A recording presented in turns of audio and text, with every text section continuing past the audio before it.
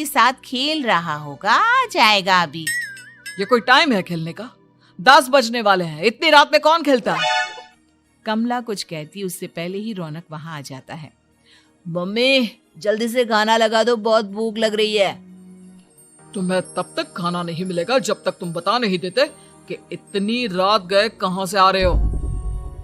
O please dad, अब आप AC पे प्रद्युमन बनकर मेरे सर पर बंदूक लेकर मत बैठ जाना। अपनी फालतू की बकवास बंद कर और बता कहां से आ रहा है। माँ अब समझाइए ना डैड को। बता देना बेटा, इनको भी तसल्ली हो जाएगी। आप बोल रही हैं तो बता देता हूँ, मैं दोस्तों के साथ मूवी देखने गया था, इसलिए देर हो गई। तो इन सब चीजों में मेरे पैसे उड़ाता है। कभी 1 रुपया कमाने के बारे में सोचा है तूने?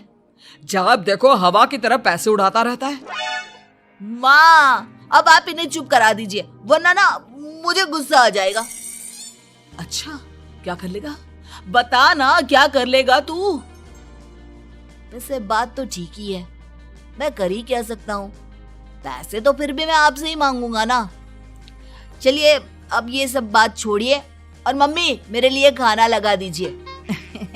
अभी लगा देती हूँ बेटा। मैं बता रहा हूँ कमला, एक दिन ये ऐसे ही बिगड़ जाएगा। उफ़ो, आप क्यों इतना पीछे पड़े रहते हो मेरे बच्चे के?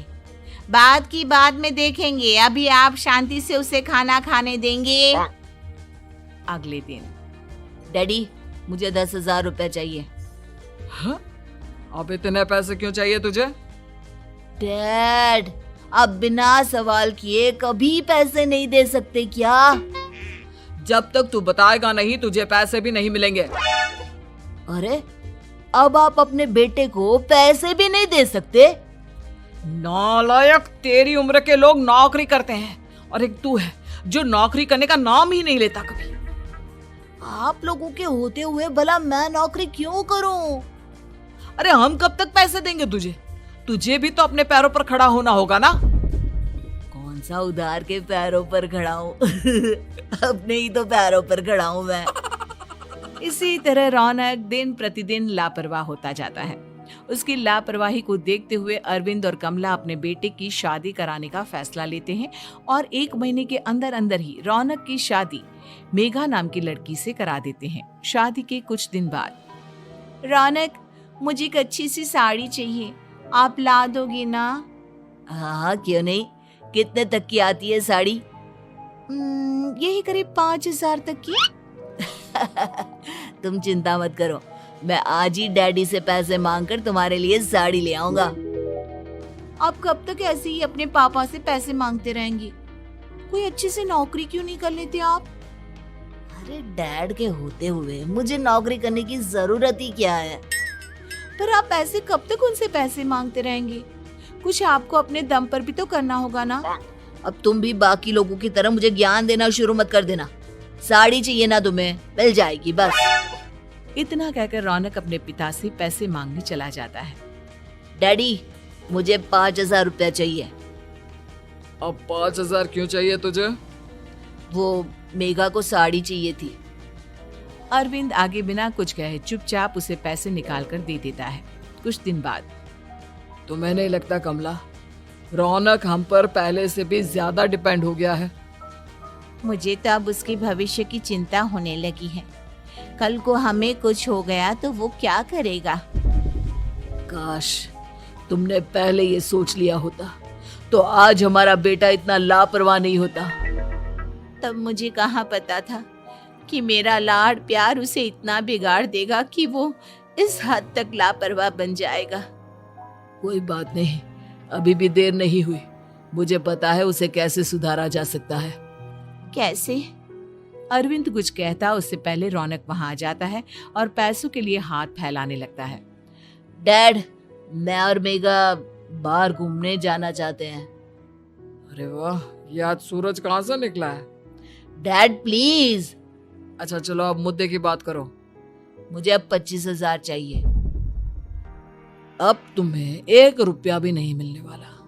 अगर तुम्हें पैसों की इतनी ही जरूरत है तो कोई ढंग की नौकरी कर लो। मम्मी आप कुछ कहिए ना डैड को। बेटा वो गलत क्या बोल रहे हैं? ये सब हम तेरे भले के लिए ही तो कर रहे हैं। मम्मा मैंने बताया ना आपको, मुझे नहीं करनी कोई जॉब वॉब। तो ठीक है, निकल जाओ हमारे घर से। तुम्हारे जैसे लोगों के लिए मैंने ये घर खड़ा नहीं किया है। जितना ये घर आपका है ना, उतना ही मेरा भी है। मैं कहीं नहीं जाने वाला। जाना तो पड़ेगा ही तुझे, क्योंकि अब मैं तेरा कोई भी खर्चा नहीं उठाने वाला। ठीक है, मत उठाइए मेरा खर्चा, मैं अपने दम पर भी जी सकता हूँ।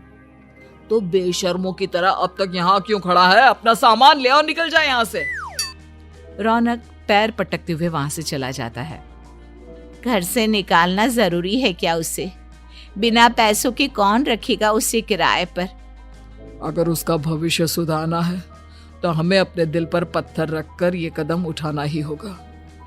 दोनों बात कर रहे होते हैं कि रौनक अपनी पत्नी के साथ एक बड़ा सा बैग लेकर घर से निकल जाता है, लेकिन घर से बाहर उसे कोई भी मुफ्त में अपने घर किराए पर नहीं रखता। अंत में थक हार कर वो फिर से अपने घर चला जाता है। क्या हुआ? थोड़ी देर पहले तो दहाड़ते हुए घर से निकला था, अब क्या हुआ? नहीं रखा ना किसी ने तुझे किराए पर? डैड प्लीज, मैं कुछ दिनों में कोई अच्छी सी नौकरी शुरू कर दूंगा। आप तब तक तो हमें रख लीजिए प्लीज। सुबह से रात हो चुकी है लेकिन कोई हमें रखने को राजी नहीं है। अब आप ही बताइए, इतनी रात को मैं मेघा को लेकर कहाँ जाऊंगा? ठीक है, बहू की वजह से मैं तुझे घर पर रख रहा हूँ, लेकिन तू इस घर में एक बेटे की नहीं बल्कि एक किराएदार की हैसियत से रहेगा। 3 महीने है तेरे पास।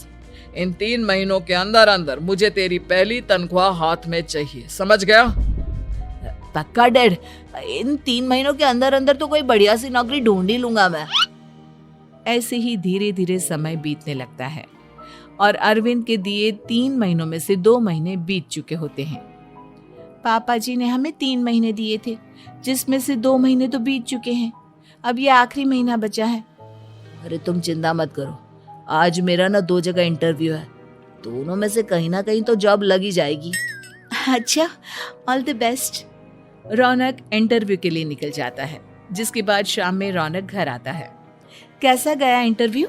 आपकी नौकरी लगी या नहीं? अरे पहले सांस तो ले लेने दो अच्छे से। बताइए ना, मुझसे तो जरा भी इंतजार नहीं हो रहा है।